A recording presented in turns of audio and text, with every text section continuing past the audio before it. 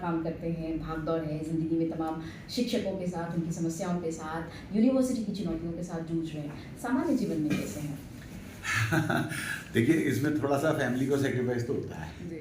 लेकिन फॉर्चुनेट हूँ कि मतलब मेरी फैमिली मुझे पूरा सपोर्ट करती है और मेरे दोनों बच्चे अपना अपना अपना अपने जीवन में आगे बढ़ चले हैं। तो कुछ सेक्रीफाइस करना पड़ता है, तो लेकिन खाली वक्त में क्या करते हैं, क्या शौक है? खाली वक्त मिलता ही नहीं।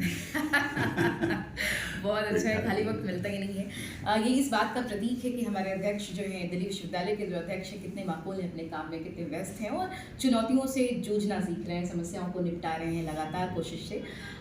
सर, एक बात है लैटरल एंट्री की।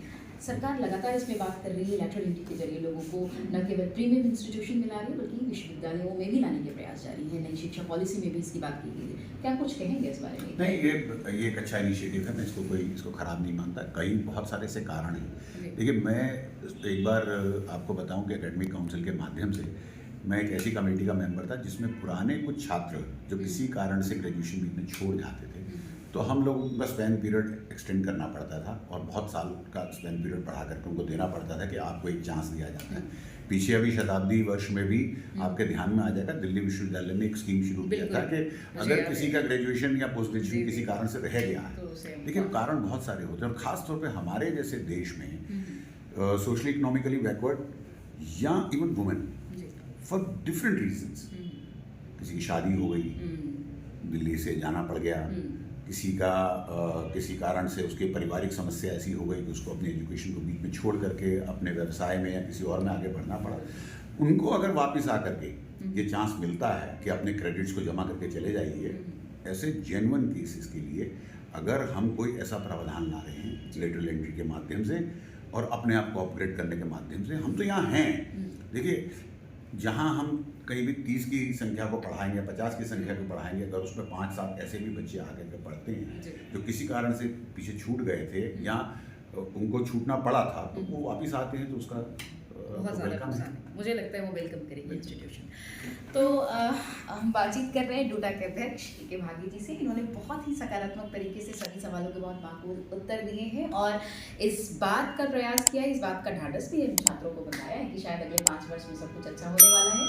एंड इनफैक्ट 3000 ये बहुत बड़ा एक ड्राइव है जो दिल्ली यूनिवर्सिटी लगातार इस पर काम करे और इनके संभवतः पहली बार इनके कार्यकाल में ऐसा हुआ है कि एक बड़े ड्राइव के तहत इतने सारे शिक्षकों की भर्ती की गई है, नियुक्तियाँ की गई है और लगातार जारी भी है और तदर्थ शिक्षकों को भी नियमित किया जा रहा है। तमाम ऐसी चुनौतियों से, मेडिकल इश्यूज़ हो या फिर एनपी का इश्यूज़ हो या फिर तमाम ऐसे इश्यूज़ हो जिन पे काम चल रहा है लगातार।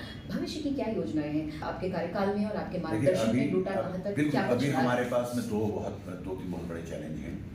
देखिए, हम खुद मतलब पेंशन स्कीम में आते हैं। अब हमारे नए जितने शिक्षक साथी हैं वो हैं तो पेंशन स्कीम में, लेकिन वो न्यू पेंशन स्कीम के अंदर हम ये चाहते हैं कि उसमें भी जैसे हमारे लिए मिनिमम पेंशन एश्योर्ड है, उनके लिए भी आए, चाहे उसका नाम ओपीएस हो या कोई और नई पेंशन स्कीम हो, लेकिन एक मिनिमम एश्योर्ड हर एक को रिटायरमेंट के बाद सिक्योरिटी चाहिए। और why only in the educational institution of government, even in the private sector, this is must. The social security के साथ साथ में financial security to our elderly person, senior citizen, this is a must. The government must take up this seriously, that is our agenda. Secondly, अभी भी बहुत सारी चीज़ें ऐसी हैं जैसे पास सर्विस काउंटिंग को लेकर के इतने साल तक तदर्थ रहे शिक्षक, तो उनकी वो सर्विस ठीक तरह से काउंट हो जाए और उसका बेनिफिट उनको उनकी सर्विस की प्रमोशन वगैरह मिल जाए, ये एक बहुत बड़ा चैलेंज है। और तीसरा बहुत बड़ा चैलेंज हमारे सामने जो है वो है दिल्ली सरकार के कॉलेजों को लेकर, जहाँ नियुक्ति अभी इसको वित्त पोषित करने की भी बात है। हाँ, वित्त पोषित करने की बात भी वो दिल्ली सरकार द्वारा है पोषित 100%, परंतु वहाँ कोई अपॉइंटमेंट प्रोसेस नहीं चल रहा है, ना ही वहाँ पर रिक्त पदों को भरा जा रहा है। और इस पूरी दौड़ में हमारी बहुत ज़्यादा जो इस टाइम पे वरी है वो ये है कि कहीं वो पीछे ना छूट जाए।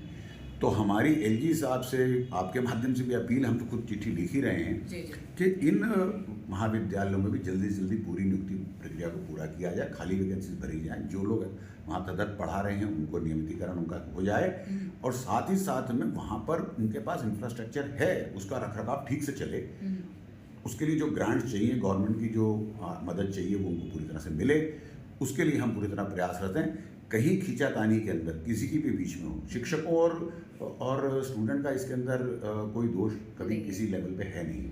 तो कम से कम जो भी सरकारें हैं, चाहे वो दिल्ली की हैं या केंद्र की हैं, उनको इस बारे में सोचना चाहिए कि जो भी काम हो रहा है वो तो यहाँ के एम्प्लॉयज़ जो स्टेक होल्डर मेन बनते हैं, साथ साथ में यहाँ के विद्यार्थी जो सबसे बड़े स्टेक होल्डर हैं, उनके हित में वो काम करें। अभी क्या है कि उस खींचातानी के अंदर हमारे सब लोगों का नुकसान हो रहा है, जिसको हम अपने एक बहुत बड़े चैलेंज की तरह देख रहे हैं। तो इन 12 कॉलेजेस को भी मेन स्ट्रीम में लाना और उसी लेवल पे लाना। देखिए, उन लोगों ने इन सब चुनौतियों के बाद में भी नैक में क्या NIRF के अंदर बहुत हाई रैंकिंग इंस्टीट्यूशन पूरे ऑल ओवर इंडिया उन्होंने अपना प्रूव किया है। अब इतने बड़े मतलब रुकावट के बावजूद भी जब उनकी तनख्वाहें कई महीने नहीं मिल रही हैं, तब भी वो इतना अच्छा बेहतरीन प्रदर्शन कर रहे हैं, तो मुझे लगता है कि वो डिजर्व करते हैं वहाँ नियमितीकरण भी हो जाए। और क्या हम ये बात की चले कि दिल्ली विश्वविद्यालय फंड क्रंच से भी जूझ रहे हैं, क्योंकि शिक्षकों पे भी ये दबाव है कि इनरोलमेंट बढ़ाया जाए, कुछ इस तरह की चीज़ें। नहीं, वो ठीक है। देखिए, फंड क्रंच तो जो UGC पोषित है वहाँ तो नहीं कह सकते आज की तारीख में। दिल्ली सरकार द्वारा पोषित जो 12 कॉलेजेस हैं वहाँ फंड क्रंच है, फंड की कटौती हुई है। उस विषय को हमने बार बार केंद्र सरकार के सामने भी उठाया है और LG साहब के सामने भी उठाया है, हमने दिल्ली सरकार के सामने भी उठाया है।